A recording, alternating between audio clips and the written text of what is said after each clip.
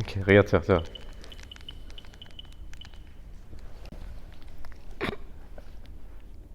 Oui, allô, bonjour, je suis bien à la boucherie du cours?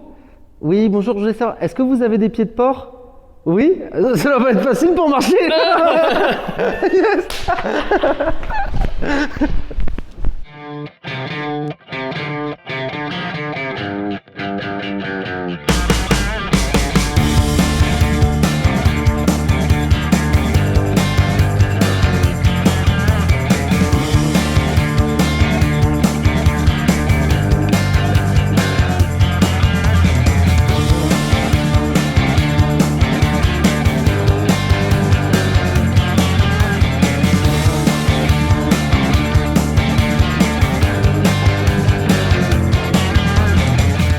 It's turning.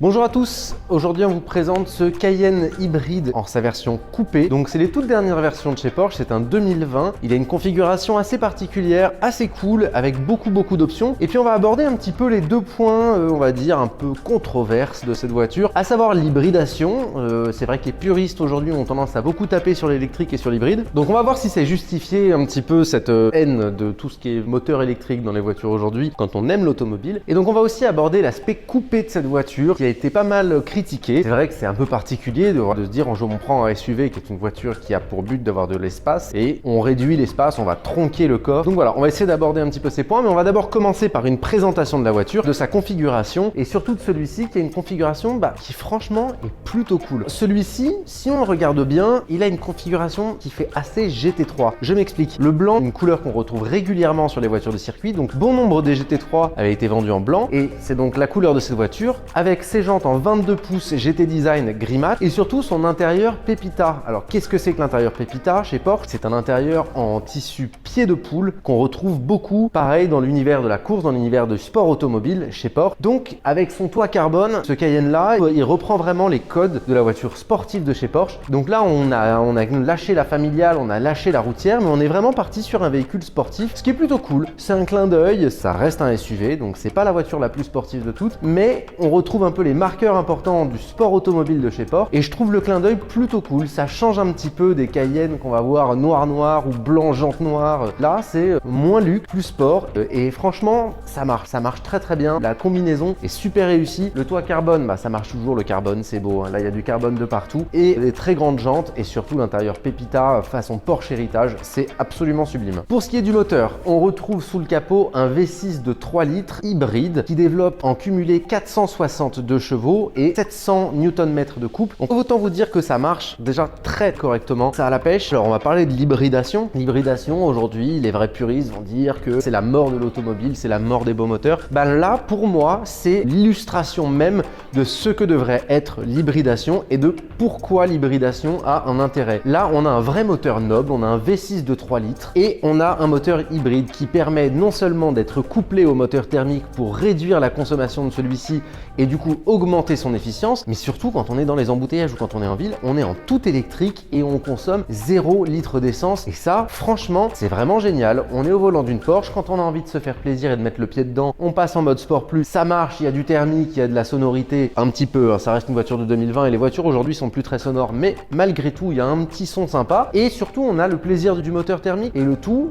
plus de bruit, plus d'émissions de CO2, plus de dépenses de carburant. Franchement c'est cool, on peut dire ce qu'on veut, ça alourdit la voiture, c'est certain, mais ça lui confère plus de puissance et surtout plus d'efficience. Et ça, aujourd'hui, on ne peut plus se permettre de faire des voitures qui sont juste puissantes et qui consomment énormément et qui polluent énormément. Il faut garder une optique durable sur les voitures qu'on fait. Donc, dans l'idée, une hybridation sur les voitures, c'est super, ça nous permet d'avoir le meilleur des deux mondes. Il faut juste essayer de garder un pied de chaque côté, garder des moteurs qui sont nobles et qui sont de bonne qualité et à côté de ça, d'essayer d'avoir des voitures efficientes. Si les deux essayaient de se rapprocher un petit peu, on arriverait à faire des voitures voiture très cool. Et c'est le cas de celle-ci. On a un peu tout ce qu'on veut, c'est-à-dire une voiture qui consomme peu et qui marche bien. Alors en termes d'options extérieures, on va commencer par la peinture intégrale. Tous les Cayenne ne sont pas intégralement peints. Vous avez toutes les parties là, les passages de roues et les bas de caisse qui généralement sont noirs, donc qui peuvent contraster et jurer avec la peinture blanche. Là en l'occurrence, tout a été peint. On retrouve aussi les feux haut de gamme de chez Porsche, les PDLS, qui sont des feux adaptatifs et qui donnent la signature lumineuse des 4 points qu'on retrouve aussi sur les 991 et maintenant sur les 992. Une option très intéressante aussi sur les Cayenne, c'est le PASM, donc c'est les suspensions pneumatiques adaptatives de chez Porsche qui permettent de monter ou de baisser le véhicule et d'augmenter ou non la dureté et la fermeté de l'amortissement pour une conduite plus ou moins sportive ou plus ou moins confortable.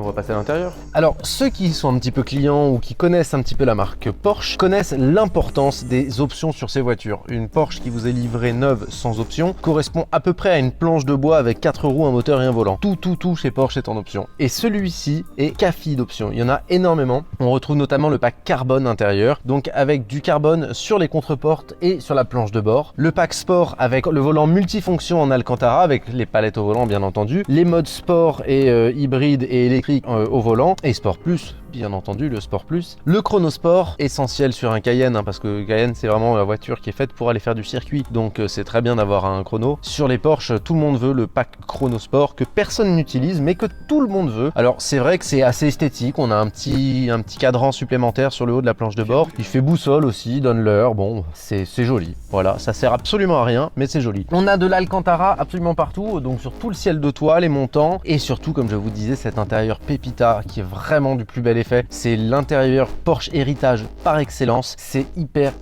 réussi. Il est aussi équipé bien entendu de la sono haut de gamme, de la sono Bose Surround qui est un son top quand on aime écouter du gros son en voiture, que ce soit du Lori, du Priscilla. Je resterai ta meilleure amie. Ça vraiment ça va taper dans les basses et ça c'est plutôt cool. Et on a aussi le régulateur adaptatif qui permet de s'endormir au volant en toute sécurité lorsqu'on est dans les embouteillages notamment. La voiture accélère et freine en fonction de ce qui se passe devant. C'est pas véritablement pour faire ce que je viens de dire, mais c'est très sympa quand on roule. Ça permet de maintenir une allure et sans avoir le pied sur le frein et de réactiver et désactiver en permanence le régulateur de vitesse. Celui-ci le fait automatiquement et va s'adapter à la vitesse de la personne qui est devant nous. On a bien entendu l'affichage tête haute, pareil, qui vous permet d'avoir votre vitesse, les quelques petites informations que vous pouvez avoir, les voyants et l'état de votre régulateur adaptatif.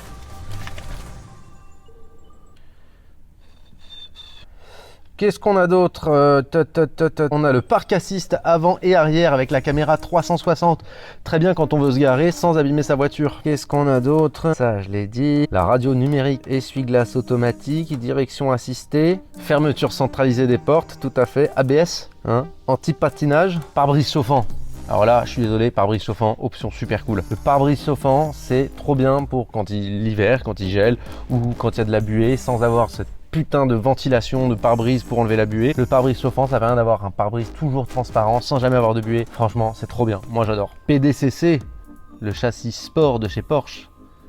Très bon choix sur une voiture comme celle-ci. Ça lui permet d'avoir un châssis affûté. Et franchement, vous allez voir sur l'essai routier, c'est une voiture qui a un châssis très bien foutu par rapport à son poids et à sa taille. On a vraiment une caisse qui se comporte de manière assez bluffante sur la route. C'est incisif, c'est précis pour un mammouth, hein, mais vraiment, c'est une voiture assez bluffante sur la route.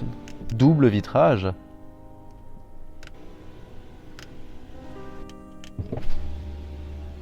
Qu'est-ce qu'on a d'autre? Après, c'est pour l'arrière. Ouais, après l'arrière, on va parler de l'arrière. On va parler de l'arrière. T'inquiète pas, mon vieux, qu'on va parler de l'arrière. Pack mémoire du pilote, éclairage d'ambiance, vision nocturne. Vous pouvez voir de nuit. Ça, c'est archi cool. Tu roules, t'as un petit écran qui te met les trucs et tout. Attends, je vais essayer de te le mettre.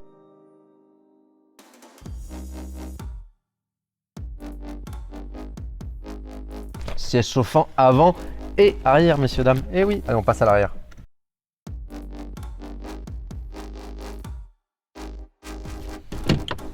Alors à l'arrière, franchement, on est plutôt bien. Ça a beau être la version coupée, on a une garde au toit qui est quand même pas rien. Je fais 1m80 pour information et je suis bien, j'ai la place pour les jambes, j'ai la place pour la tête, je ne touche absolument pas. Alors effectivement, quelqu'un qui va faire 1m95 va peut-être être un petit peu à l'étroit, mais au-dessous de ça, franchement, on y est très bien. On a les sièges chauffants, on a une climatisation, enfin chauffage et climatisation multizone à l'arrière, on a les prises USB-C et on a surtout les petits stores de fenêtres là qui sont super cool et qui permettent de se protéger du soleil, ce qui est très sympa à l'arrière de cette voiture. Voilà, il faut aimer le côté boîte de nuit, hein. On est dans le noir complet à l'arrière, surtout avec les vitres teintées, les stores, le ciel de toit en alcantara noir, les sièges foncés et les lumières d'ambiance. C'est très sombre, mais c'est plutôt agréable. Moi, j'aime bien personnellement. Alors, en termes d'options à l'arrière, déjà, ça quelque chose qui n'est pas une option, mais qui est quand même un point fort chez Porsche, c'est ce bandeau lumineux qu'on retrouvait au tout début sur toute la gamme 4S des 911 et qui est tellement belle qu'ils ont développé sur toutes les 911 pour ensuite le mettre sur les Cayenne et les Macan. C'est devenu une signature lumineuse de l'arrière des Porsche aujourd'hui. C'est le bandeau lumineux qui vient surligner le logo Porsche à l'arrière. En termes d'options, à l'arrière de cette voiture, on retrouve le diffuseur carbone qui fait partie du pack carbone, qui est donc le toit carbone léger, le diffuseur et le pack carbone intérieur. On a aussi les deux doubles sorties d'échappement noires. On a aussi, donc ça c'est pas une option pareil sur tous les Cayenne, ici vous avez un aileron qui sort à 110 km/h si je dis pas de bêtises. Vous avez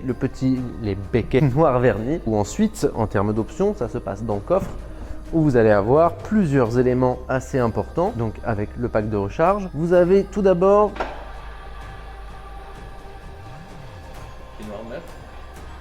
boule d'attelage noir mat. C'est un garçon, une boule d'attelage noir mat, donc soit pour tracter, soit pour faire en sorte que personne vous tamponne l'arrière quand vous vous garez dans la rue. Et vous avez aussi cette petite option très sympa si vous avez l'habitude de charger votre voiture, c'est le réglage de la hauteur du seuil de chargement. Vous pouvez baisser l'arrière de la voiture afin d'avoir un seuil de chargement plus bas et vous permettre de charger plus facilement la voiture, avec les bagages notamment. Et ça franchement, c'est une option très cool quand on voyage. Alors une option archi cool qu'on retrouve sur ce Cayenne, c'est les roues arrière directrices. Alors en quoi ça consiste? C'est très simple. À basse vitesse, vos roues arrière vont tourner dans le sens opposé de celui dans lequel vous voulez vous diriger, qui va permettre à la voiture d'avoir un meilleur angle de braquage. À haute vitesse, les roues vont tourner dans le même sens que les roues avant afin de donner à la caisse quasiment le même mouvement que dans un drift, mais le tout en gardant de l'adhérence. La voiture va se déplacer un petit peu en crabe, c'est très léger, hein. C'est vraiment un angle très léger que ça prend, mais la voiture va se déplacer très légèrement en crabe dans le virage, qui va permettre d'avoir une meilleure accroche et une meilleure direction dans le virage et donc une meilleure tenue de route. Et ça, c'est une option qui coûte très cher chez Porsche et qui est super. Alors super pour les performances, qui n'est pas forcément ce qu'on recherche sur un Cayenne coupé, on s'entend, mais en revanche pour la maniabilité en ville et pour les manœuvres, c'est formidable. Ça permet d'avoir un rayon de braquage bien meilleur que sur un SUV classique. Alors finalement, qu'est-ce qu'on pense de cette histoire de Cayenne coupé? Eh bien, il y a plusieurs choses à prendre en compte. Effectivement, on perd de l'espace de chargement à l'arrière, on perd une place parce qu'on se retrouve avec une banquette 2 places plutôt qu'une banquette 3 places sur un Cayenne normal. Donc dans ce sens-là, effectivement, c'est un peu dommage. C'est certain que pour une voiture de cette taille-là, l'habitabilité et la capacité de chargement, elle est vraiment impactée par le fait d'être coupée. Ok, maintenant, dans une voiture, tout le monde ne cherche pas la praticité. On peut juste aimer le look et la gueule d'une voiture. Et là, franchement, le coup de crayon est très réussi. Elle a une ligne qui est très acerbe, qui est très affûtée. Et c'est beau, ça lui va bien. C'est pas véritablement un SUV, en fait. C'est une voiture de sport très grosse. C'est une très grosse GT. Et du coup, le fait que ce soit coupé, c'est pas plus choquant que ça. Je veux dire, dans une 911, personne se plaint d'avoir un petit coffre et 2 petites places à l'arrière. Là, on a quand même un coffre qui est pas dégueulasse et 2 vraies places à l'arrière qui sont confortables. Donc oui, ok, par rapport à un Cayenne normal et par rapport à un SUV normal, on perd de l'habitabilité, mais on a une vraie gueule, on a le toit carbone, c'est une version sportive du Cayenne. Donc pourquoi pas?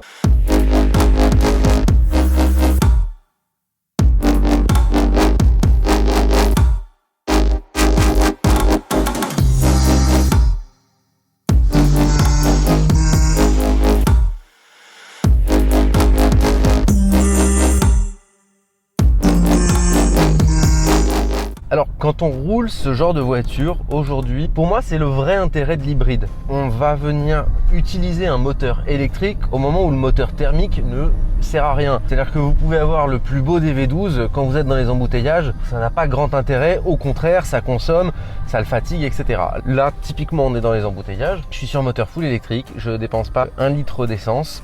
mais malgré tout, sous le capot, j'ai un beau moteur noble avec une belle cylindrée. Donc j'ai le meilleur des deux mondes. J'ai pas une voiture électrique, full électrique, où je vais avoir une autonomie très limitée, etc. Je vais quand même avoir le plaisir d'avoir un moteur digne de ce nom, mais là, je suis en full électrique et ça c'est cool parce qu'il faut pas cracher sur l'électrique pour cracher sur l'électrique en disant c'est la merde, etc. Non, effectivement, ça a ses limites. Une voiture électrique sur autoroute n'a pas du tout sa place. En termes de consommation, c'est ridicule. Mais pour faire de l'urbain, c'est hyper pratique la voiture électrique. C'est ce qu'il y a de mieux, c'est ce qui coûte le moins cher. Ça fait pas de bruit, ça fait pas chier les riverains, ça ne pue pas, c'est cool, c'est sympa. Mais donc voilà, là on a les deux. On a une voiture électrique et une vraie voiture thermique avec un vrai moteur. Et ça c'est plutôt chouette.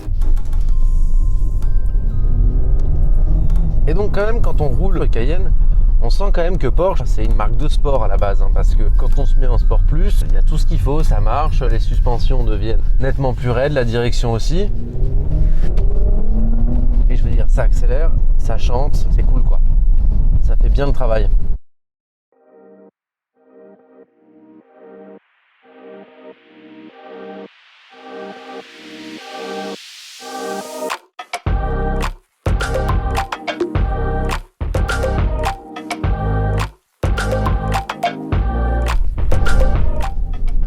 Et au final, parce qu'on a beau être sur la motorisation, on va dire, sage de la gamme Cayenne, on a quand même un V6 biturbo de 3 litres qui développe 462 chevaux. Sans puissance cumulée. Puissance cumulée, bien sûr, avec le moteur hybride, avec toujours en cumulé 700 Nm de couple. Donc, pour le commun des mortels, ça reste quand même quelque chose d'assez costaud, quoi. On n'est pas sur une petite bagnole qui avance pas, c'est quand même un vrai machin. Pour le commun des mortels, c'est beaucoup. Pour nous, c'est pas grand chose. Pour nous, c'est pas grand chose, à ce qu'on est habitué. Moi, généralement, c'est. En dessous de 700 chevaux. Toi, mais moi, c'est plus en dessous des 3000 chevaux. Toutes mes voitures, elles font minimum 3000 chevaux.